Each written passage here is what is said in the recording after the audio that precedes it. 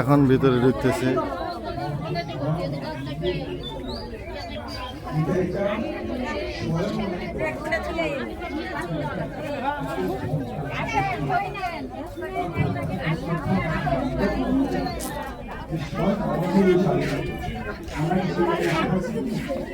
আমাদের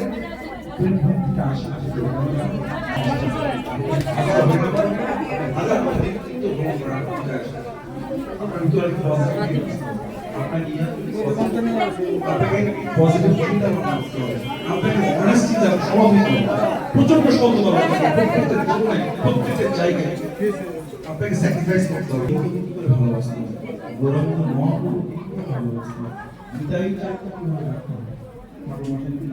পরিক্রমা করতেছে।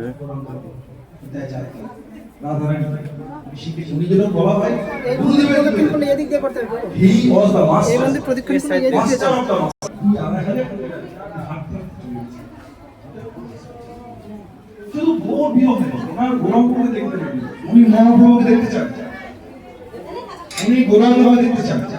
ওনার একটা ইচ্ছা ছিল যে আমি মহাপ্রভুকে দেখবো, আমি গৌর প্রেম। এই যে গৌর প্রেমটা কি করে আসছে ওনার কিছু বিরহ ছিল। আপনি ঠাকুরমশাইয়ের পদগুলো শুনেন না? ঠাকুর পদগুলো বলেন তো পরিক্রমা করতেছে।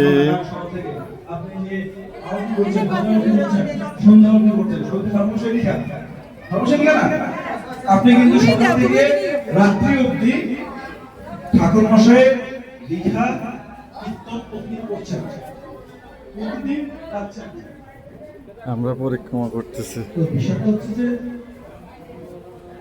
আপনার ভিতরে কিসের বিরহ প্রেম আসছে? আপনি ঠাকুরমশাইয়ের পদ জন্ম থেকে গাইছেন, দুপুরবেলা ভোগ আরতি গাচ্ছেন, সকালবেলা গুরু বন্দনা গাচ্ছেন, সন্ধ্যাবেলা সন্ধ্যা আরতি গাচ্ছেন। একটাই ছিল, আমি গৌরাঙ্গ দেখছিলাম, আমি ইংরেজিতে তো দেখছিলাম, আমি তো গৌরাঙ্গ দেখছিলাম। এখান থেকে তুমি সোজা দেখে শুনে চলাফেরা করবেন প্লিজ।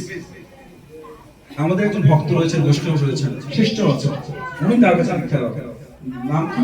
লোকনাথ গোস্বামী গৌর। লোকনাথ ব্রহ্মচারী, লোকনাথ গোস্বামী আমাদের তালপুরি আশ্রম ছিলেন। লোকনাথ গোস্বামী উনি গিয়েছেন লোকনাথ গোস্বামী পুজোর রত্নপ্রমিত জমিদার ঘরের সন্তান। আমার ছোটবেলা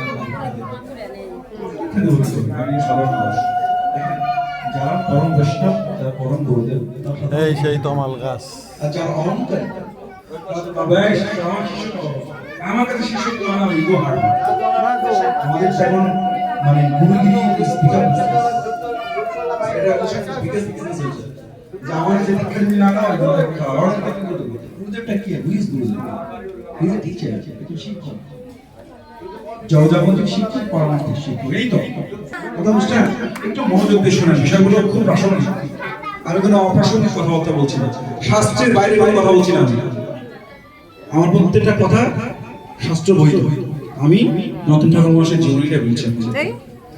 ঠাকুর মশাই দীক্ষাটা কিভাবে নিলেন?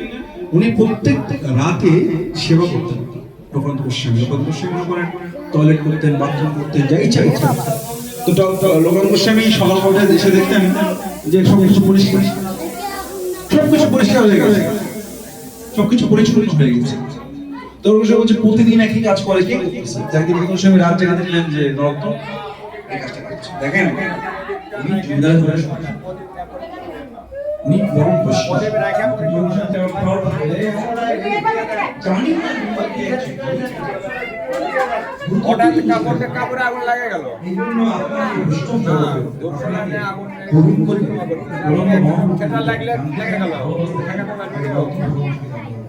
প্রেম করতে চন্ডিকাকে আপনি যদি নবকাশ ঠাকুরমশাই না জানেন, আপনি ঠাকুরমশাই ওকে শিখিয়েছেন গৌরাঙ্গকে ভালোবাসা, গুরুদেবের কিভাবে সেবা করতে। উনি শিখিয়েছেন যে কিভাবে গৌর আবরণ শিখিয়েছেন রাধারানী। তো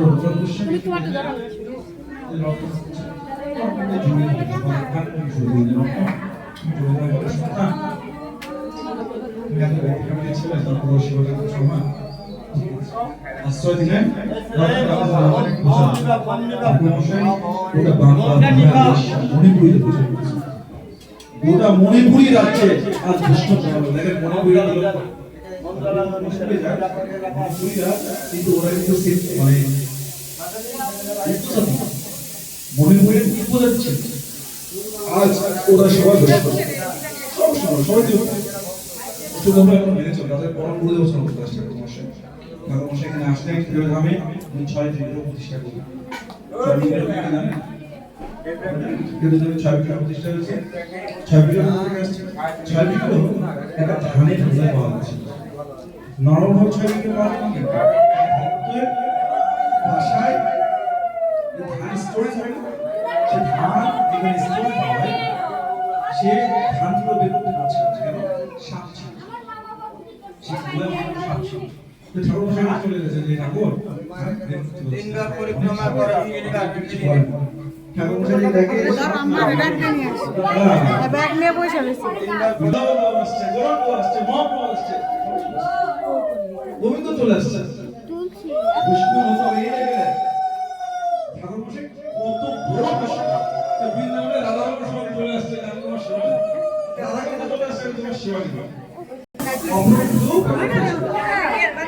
তো একজন কৃষ্ণ কোন লেভেলে হইতে পারে যে উনি মহাপ্রভুকে নিয়ে চলে আসছেন তার পার্শ্বত্ব নিয়ে চলে আসছেন মা জামুনাকে তিনি রন্ধন করাচ্ছেন পরিত্র করাচ্ছেন পুরো নমা থেকে মহাপ্রভু আসছেন মা জামুনাকে ওখানে দেন না কেন লীলা করছেন ধর্মন আসছেন আপনি দীপ্ত ভ্রমণ করেন না চাই ঠাকুর মশাই এটি শিক্ষা দিয়েছে কিভাবে ভালোবাসতে হবে রাধারানী কিভাবে ভালোবাসতে গৌরঙ্গ মহাপ্রভু ভালোবাসতে উনি এতই ভালোবাসে এসেছিলেন যে স্বয়ং বিগ্রহগুলো সবাই ছিল স্বয়ং ভগবানই ওনাকে শিক্ষা দিয়েছে এখানে বড় বড় পণ্ডিতরা সবাই আছে ফেলে গেছে উনি এত জ্ঞানী ছিলেন ওনার যে বই প্রেম ভক্তি চলতে গেছে প্রতিদিন ঠাকুর মশাই একটা ফল দেয় প্রতিদিন বারবার বলা বুঝে বুঝে অনেক কঠিন শোনেন নাই একটু বুঝে বুঝে গাইবেন কেন আর আপনারা কি উদাহরণে আছেন ভেতরে জমে আসছেন আপনারা তো সে উপলব্ধি করতে হবে আপনি যে তমাতলিতে আছেন উপলব্ধি দেখেন এখানে গরম গরম সাক্ষাৎ দেখা হয়েছিল চিন্তা